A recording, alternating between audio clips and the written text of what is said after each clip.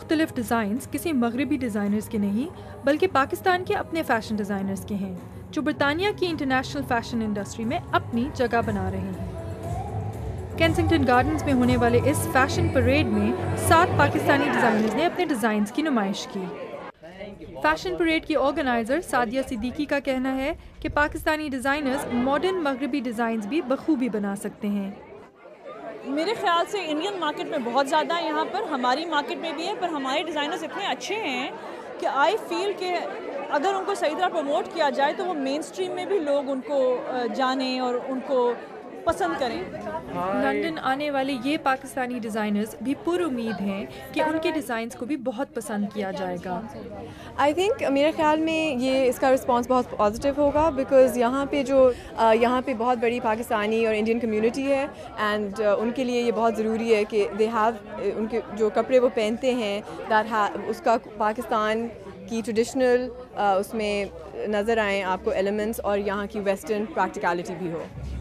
جیسے کہ آپ دیکھ رہے ہیں برطانیہ میں پاکستانی فیشن کافی مقبول ہے، لیکن اسی کے ساتھ ساتھ یہ پاکستانی ڈیزائنرز کے لیے کاروبار کا بھی ایک ذریعہ ہے۔ پچھلے کچھ سالوں سے پاکستانی ڈیزائنرز ان شوز میں شرکت کر کے نہ صرف اپنے جوہر کا مظاہرہ کرتے ہیں بلکہ وہ برطانوی فیشن انڈسٹری میں اپنی قدم جمانے کی کوشش کر رہے ہیں۔ وہ دونوں میں تمہیں دکھا دیتی ہوں۔ فیشن سے وابستہ لوگوں کے مطابق برطانیہ میں پچھلے چند سالوں میں پاکستانی ڈیزائنز فروخت کرنے والے مراکز کی تعداد 3 سے بڑھ کر اب 18 سے بھی زیادہ ہو گئے ہیں۔